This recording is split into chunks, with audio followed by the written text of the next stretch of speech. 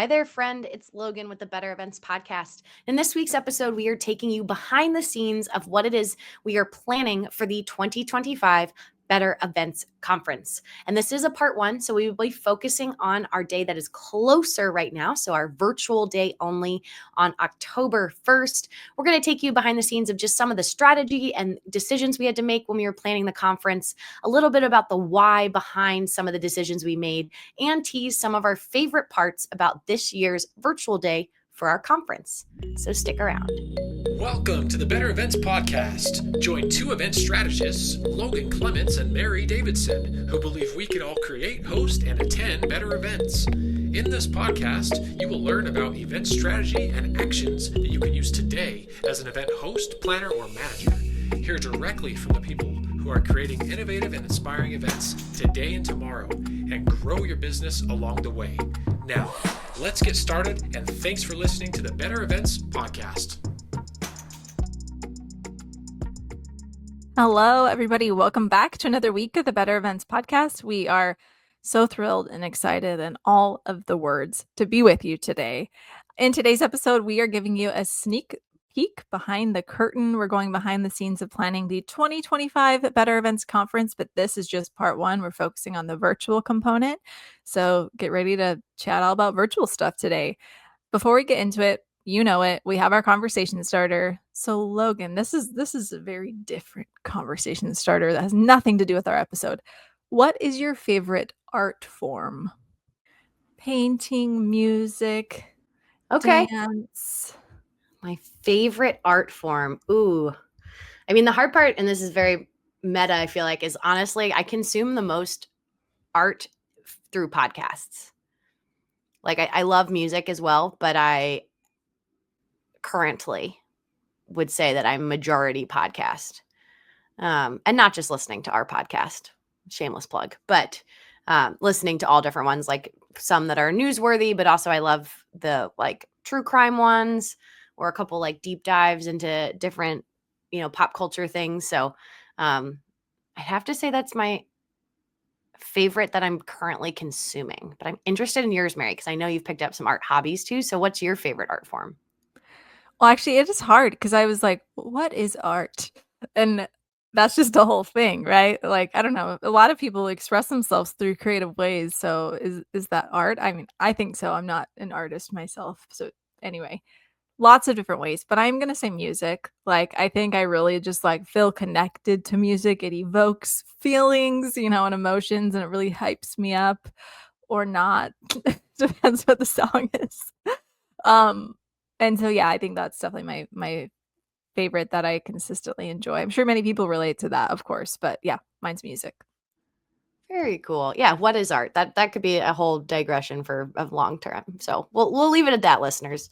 As Barry mentioned, we are going behind the scenes of our conference, but we do want to plug that tickets are currently available for the 2025 Better Events Conference. You can visit the link in our show notes or visit bettereventspod.com/conference for all the latest details about what we're doing. Again, this is going to take you behind the scenes as planners, but it is Wednesday, October 1st is our virtual day. And then Thursday, December 18th is our in-person day. And we have 3 different tickets. One is all access, which gets you both the virtual day in October and the in-person day in Seattle on the 18th in December. We have a virtual only, but with replays and downloads, so you can go back and revisit all the content. And then our lowest price point is just joining us live on October 1st. And then you lose access at midnight by October 2nd. So all kind of varying degrees of pricing there for you. Again, October 1st is our virtual day and December 18th is our in-person day. So we hope to see you there.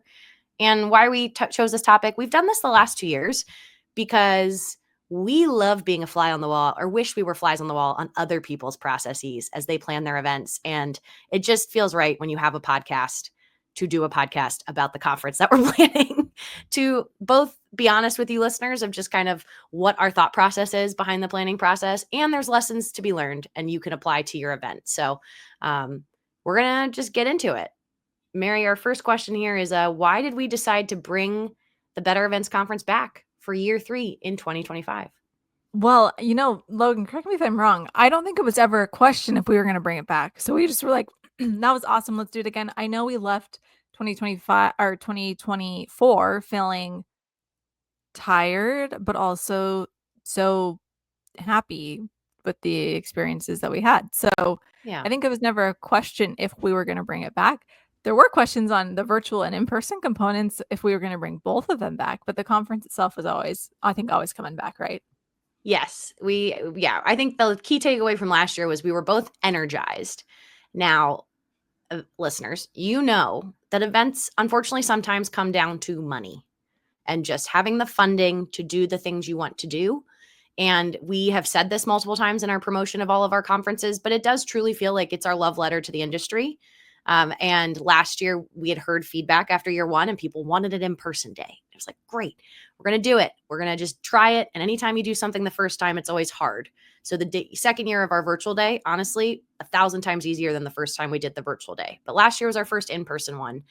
And I know coming out of that and just doing the hard truth of looking at our budget and everything, it was one that I was like, ironically, listeners, we may, as like us as the podcast, again, this is not a huge moneymaker for us, but we always never want to lose money. We made less money by doing 2 days last year, which, like, Mary, that was hard. That's kind of a hard pill to swallow because that was It part of is. it. Is like we were Yeah. so emotionally energized, and then we took time in December or January to like look back and it was like, Womp womp. oh dang, Yeah. like the emotion was there. Yeah. But the payoff, because as you know, like in person's expensive. There's other additional expenses that you save when you do virtual. And like we'd factored all that in, we'd budgeted all that in. But it's just interesting trying to make the numbers work. Yeah. It's a traditional conundrum that we see other people go through, but going through it yourself is like a challenge. But it's coming back. We knew it was coming back. And we Yes. decided to do both. Yes, we wanted to do both again. I think we want to try them, and as you noticed, last year we did them back to back. So we did in-person day, and then the day after was the virtual day. This year we've split them up, which I think a lot of that was to both for us personally. It was just a lot to do them back to back, and splitting it up would also give us the opportunity if you're someone who's not sure about the conference and you want to try it out at that lower price point, joining us virtually. And we're going to talk more about the virtual experience here, but joining us virtually is a great way to see, oh yeah, am I interested in maybe coming back and doing in person in Seattle? So by splitting it, we're also giving you as the attendee a little bit more power to decide, do you want to jump in all access from the jump, or do you want to wait a little bit and figure it out? And Logan, I feel like if a listener is listening to this, they might wonder, one of the things you just said was, last year we didn't make as much money because we did both days. We're doing both days again. Logan, why are we doing both days again this year? Because it was so much fun, Mary. The emotion part won out over the rational part. And also, I think doing something once, and we coach clients through this of like the first time's the hardest, doing it once and then saying, oh, it didn't work, I'm done, is not always the right solution for everything. I think there are certain scenarios, maybe that makes sense. But for us, it was like, okay, knowing what we know now and roughly the numbers, the amount of people interested, it was like, what could we do to just make it make more sense for everybody? And so we're like, let's try it another year. And then every year we give ourselves permission to reevaluate how we do it. And I will say, just to be transparent, our one thing we're doing a little differently as of right now in August is our in-person day does not currently include lunch. If you are an event pro who has to deal with any catering, you understand that the cost of event chicken or an event sandwich is astronomically high compared to you just going out and getting your own sandwich. And so that is something that's currently not included. We are looking at some sponsorship options to potentially make that be included, but that also helped us control the ticket price. And that was a big thing that we're both really passionate about, is keeping this accessible to as many people as possible, because you probably heard us and we're like, well, guys, just raise your prices. If you need to make more money, raise. Sure, but we're trying to make this not be an event that you're deeply in the hole for, and make it accessible to as many event pros that, 5 years ago, me could maybe not afford a $200 ticket price. Maybe I could afford this $169 for what we're doing. But Mary, what would you add to that?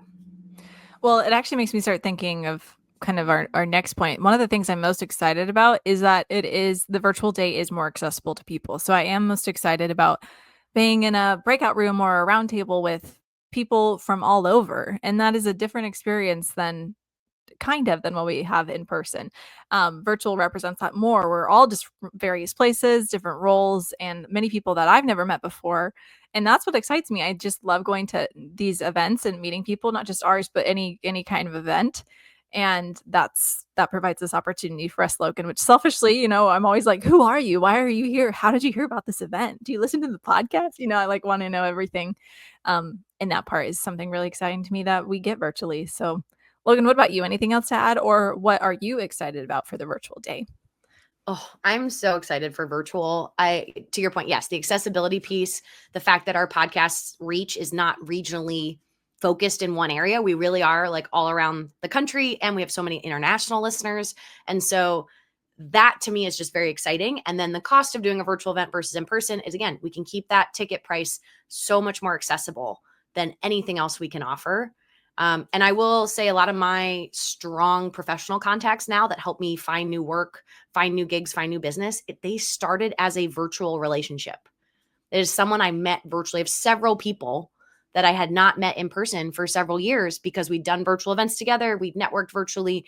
They would recommend me for a gig and maybe they weren't on site. So it took me years to meet them. And so I'm excited because I think attendees are going to have some of those opportunities. I know they will virtually to meet a new person that could be their future boss, their future colleague, their future client, their future just shoulder to lean on that's going to recommend them for something, because we are broken records on here, but like any event, any industry is a people business, but events is so much a people business of just, why did you get that offer over this person?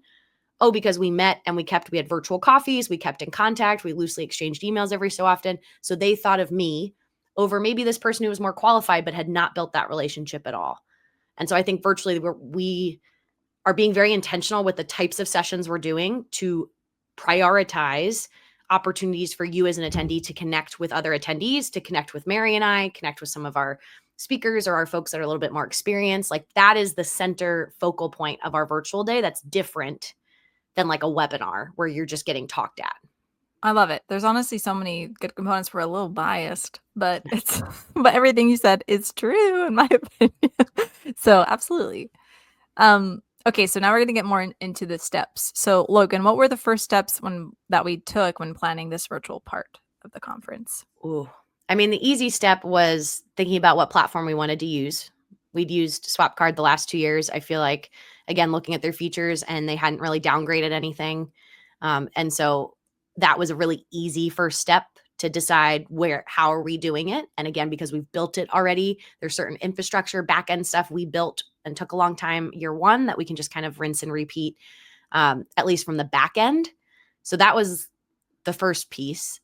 And then I think our second one was revisiting the length of the day. Right, Mary? Because we did a full day last year, and this year we have shrunk the day down a bit. We're only going for, 6 hours, 7 hours instead of we did like a 9 to 5, a full 9-hour day last year. And we have shrunk that down a bit, just again, to cater to the understanding that people have day jobs. They probably have things they got to get done that day. And so maybe they can't dedicate a whole day in October, but we're hoping that then they could dedicate that slightly more than a half day. Yeah. And I think also like kind of concurrently, we're also deciding just the dates. And that was something that at the top of our mind, I think from the very beginning, is we want to lock it in on our calendars, which is actually extremely hard. We should probably talk about that. And then get it on your calendars as well. So we've been able to launch registration sooner because of that also. We'll probably talk about that more, but yeah. Yeah, date is I mean, that's like step one of planning an event, right? It's like pick the where and the when. And sometimes you need to do the when before you do the where, and sometimes vice versa. I mean, with doing a virtual platform, it's not like we have to ask SwapCard if they have availability, like they just are. So that makes it easy with virtual. But yes, it was a struggle for Mary and I to pick a date that both of us are available for. We are currently in a season of life where what events we're working on, I think, Mary, they're like staggered. Almost staggered exactly, where like the pockets that like Mary and I are available, it's like 2 days a month where it makes sense. Yeah, it's like gone comical because even trying to schedule these podcast recordings, we're like, I'm free this date, I have an event. I'm free this date, well, then I have an event. Like it's just a great problem to have. We figure it out, and Yeah. we figured it out. So it just took a few iterations, even when we were like, this is the final date. And then we Yes. changed it. Like we were like, final. We both agreed we're not going to accept work, even if we get offered a really cool gig. And then it was like, okay, we got to change it. Let's move it back a bit.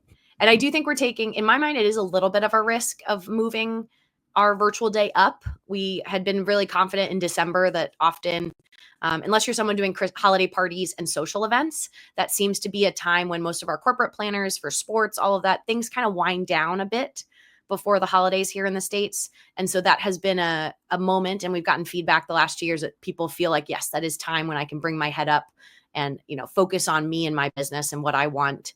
And so doing it in October is a little bit of a risk because October can be a busy season for people. But we also want to make it that, again, by it not being a full day, we're acknowledging you probably have some work to do around it. By also making things replayable, you don't need to be with us the whole day if that is something that you can't sacrifice a whole day, but you can come for a couple hours. And we just want to acknowledge it's a risk, but it's also, to us, it wasn't like a big enough deterrent to not do it. So we're just very curious of kind of, we don't think any date's going to be perfect. I will acknowledge, like, IMEX is in October, and I always joke that's like the worst time of year to do a 3-day in-person for Event Pro conference, but they've continued to do it. So, yeah, that's where we've landed, and we're open to feedback of kind of what works for folks, but we're pretty confident by doing it in October for the virtual only. That will not only hopefully not come when you're super busy, but also then it does give you more time that you can take that time when you have it in November or December to go back and re-listen or redo any of our exercises if you need to have more time to be in that headspace. So Mary, do you want to share a little bit about how we're approaching the content for the virtual event this year? Yes, I'll start and then add to it because that could be beefy. We'll decide how much we want to tell you yet. It's still being figured out, but we do have a bit of a structure, definitely. Logan mentioned that the day will be a little bit shorter, which will be nice. With many components from last year, I would say, but a lot of them are also being like shaken up. So don't worry, we're still going to try new stuff. One of the things that you always say that you love, listeners, are the conversation starters. So you better believe that those are going to be coming back again.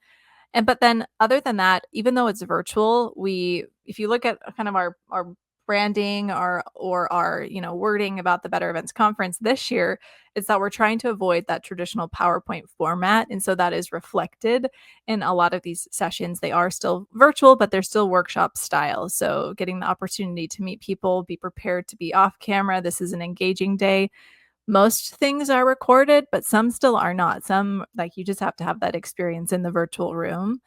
And so overall, it's just built to be very interactive, whether that's things like conversation starters or other group consulting activities. So I could say more. I'm going to stop there, Logan, and pass it to you. What do you want to add to how our content is panning out? Yeah, I think one of our key just observations from last year was, we loved all of our content we had last year, all of our different breakouts. We had a couple of people who were like, I don't love all the concurrent things because they wanted to be in all the sessions at once, which is a great problem to have, but one that we hear. So we're doing a little less of tracks or multiple things happening at once and kind of keeping everyone together. We also noticed when we did some of those breakouts and it was a single speaker and they had slides that instantly folks turn their cameras off, which is not a deal breaker. But like, as Mary mentioned, this is a camera on. You don't need to be camera ready. You can come with your hair and all kinds of messy things. You can have food, you can have little ones, furry friends, everyone around you. Like, it is a very low stakes, show up as you are conference. But to me, when I see cameras turn off, that makes me wonder that they're not actually engaging in all of the content. And so we've done away with a lot of that. We are going to have some slides. It is going to happen, but just know it's not going to be slide driven content. And I think I'm personally excited for, you mentioned conversation starters, but we are having a couple new workshop ideas, which, again, how I define a workshop would be you are coming prepared as an attendee to discuss, to be in small groups, to be working on something, and then we're coming and sharing out and working all together.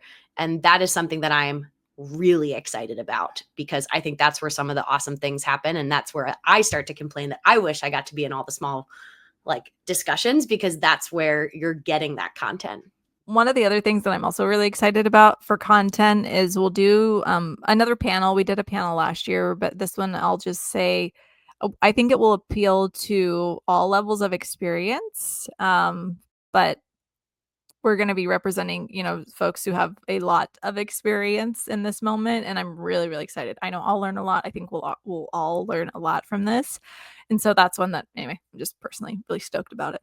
But yeah, if you can't tell, we're really excited, listeners. Like, it's going to be a lot of exciting stuff. And there's also that like meta part of it where we hope you coming as an attendee to experience what we're presenting to you virtually as an attendee. You're going to say, oh, that resonated with me. I'm going to take that piece of what you just did and apply it to my event. Because I think there's a lot of, what would you say? It's not like necessarily like copying is a form of flattery, but the whole point is like, this is meant to spark ideas. And so we empower you to take things that you enjoyed as a part of our conference and apply it to your own. Because I know I personally have a lot of revelations when I attend other events, because so many times we're behind the scenes. And yet when you're in the attendee seat and you're like, wow, this has been a really long session. You're like, oh, it's only been 45 minutes. And you're someone who plans an event that you make people sit for an hour. Here's something you can apply to your next conference. So that's the other part of it that I think is so exciting and fun, just to hear the little anecdotes that come out of it. Yeah, absolutely. Okay, so Logan, for someone planning a virtual conference or maybe a hybrid event, what's one tip that you would give them based on our 2025 planning experience so far? Yes. Great question. I think for us, just one that's like top of mind, we're using the same platform we've used the last 2 years. And so we didn't necessarily like price shop around to find, another platform, but we did reach out when they reached out to us about renewing. And I can't remember if we reached out to them or they did to us. We did ask what new features that would be applicable to our event happening before the end of the year. Because again, last year we'd signed on and they'd told us some features that were not available even anytime during our event. So that was really helpful. And then in the category of like just ask, we did ask for a free add-on. They have an additional thing that they're like, there's an additional cost to have that. And we just asked. We said, would they be willing to, again, our audience is a lot of event planners. Would you be willing to just add that in complimentary? And they said, yes, listeners. Again, we didn't save thousands of dollars. It was probably $100 or something that we saved, but to me was just very empowering to be like, oh, we never would have gotten that if we hadn't asked. How about you, Mary? What's a tip you would give based on your experience so far planning our virtual day? Yeah, I think we learned this last year, but then this is the year where we actually get to implement it, is when you're creating content, it can feel really overwhelming when you have kind of like people in mind and you're trying to fit them in versus coming up with the whole idea of the content and what components you want and then seeing who can fit within that, if that makes sense. I feel like that's made it much more manageable for us this year, is just creating the content and then saying, okay, who can speak to that. I'm planning something else right now, and that's kind of the methodology we're using as well, which once again has just saved us a lot of headache. It's like a puzzle kind of that you have to figure out, but I think that this has been working for us. So that's another tip. That is super helpful. What's coming up next in planning that we're excited or even nervous about? Well, speaking of that, we need to start locking in some speakers. We don't have as many as last year, so we're definitely paring that down intentionally. But we do need to do that. So we're going to start locking in speakers. And when we do, you'll see us start posting about it, adding to the agenda so you can see more details about what the content is. Logan, what else are we doing? What else is coming up? Yeah. I mean, we launched tickets. I feel like that's always feels a little bit of a labor of love to get that out. And then now I think I'm just both excited and nervous to see just kind of what our registration numbers look like, because that was the year one. That was always a big question mark for us. And then last year was our first year doing the in-person part. So the in-person part was a big question mark for us. And so now I'm just curious, because we have had a lot of interest of people who registered interest for the conference. People anecdotally have told us they love it. And so now it's just kind of figuring out who's going to make the jump and purchase tickets. I mean, there's so many trends of things happening later. We didn't do an early bird ticket opportunity this year. We are just having the tickets are what they are. And so that's something that's different that we're trying. So I think I'm just excited and nervous to see how many people jump in. Again, those that have been with us and been to the conference before kind of have an idea of some of the magic that we've been able to create with what we're doing. And so I just want more people to jump in and join us. Absolutely. And so this is part one, right? But what about part two, Logan? Where can listeners expect to hear the part 2, and what's it going to be about? Yeah, we're going to be giving you guys a part 2. I feel like similar to last year, it's going to be more of like another temperature check, a little update. A couple months from now, it'll probably be a little bit more of a recap of some of how virtual's been going, and then also talking more about our in-person process, and just again bringing you behind the scenes on everything that we're thinking about when it comes to this conference. Again, I think we took care of the most important details of date and launching registration. And I think we've left ourselves some opportunity to have some new inspiration. So that'll be exciting to kind of tease to you guys now, but you're going to get an update from us. We promise. We love being transparent and bringing you behind the scenes with us as we create this conference. And as always, let's end, Mary, with where can folks learn more, or how they could get involved with the 2025 Better Events Conference? Oh my gosh, Logan, thanks so much for asking. You can learn more and get involved at bettereventspod.com/conference. Logan built out a beautiful page, so please go take a look at it. It has links to the tickets, but also just has a ton of information. So if you're like, wait, I want to see what you just talked about written out, check there. There's lots of info. We got FAQs for you there. We got pictures from the past, all of those good things. So be sure to check it out.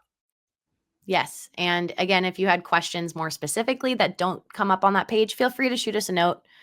We are always here to be a resource for you. Again, we're not perfect. We're human. So I'm sure there's a detail or two that it's left off that website. But again, we're just trying to make this as accessible and open to as many folks as possible. So we hope to see you there. And Mary, you have our bonus tip this week. I sure do. Okay, so the bonus tip for this week is to keep your event materials on file. It may seem like a no-duh situation, but I know sometimes I'm like over an event and I'm like, do I really need this spreadsheet that I made or whatever? And so there's been a lot of instances lately when I'm working with another event, like the same event again. It's like my second time doing the same event. And it's a new person that's my point of contact. And so they're asking me like, how'd this go last time? Do you have this? And like, I'm so glad that I have these things to show them, because one, it proves my value even more because I'm the one who now has this information that lives on somehow.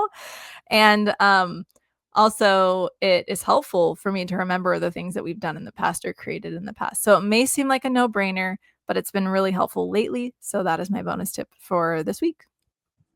Thank you, Mary. Yep. Keep those event materials on file. You never know when future you or someone else needs them. So, listeners, that brings us to the end of our episode. You can follow us on Instagram, Facebook, and LinkedIn at Better Events Pod. You can send us an email at bettereventspod@gmail.com.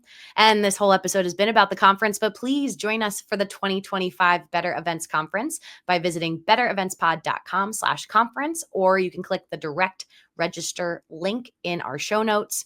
You can also connect directly with us on LinkedIn as well. We love hearing from you. Just make sure you drop a note in your little message when you send us that connection request saying you heard about us from the podcast. And if you want more Better Events content, or to support the content you're getting here for free on the podcast, join our private paid community on Substack. And as always, we want to thank you for listening, and we'll be back in your feeds again next Wednesday.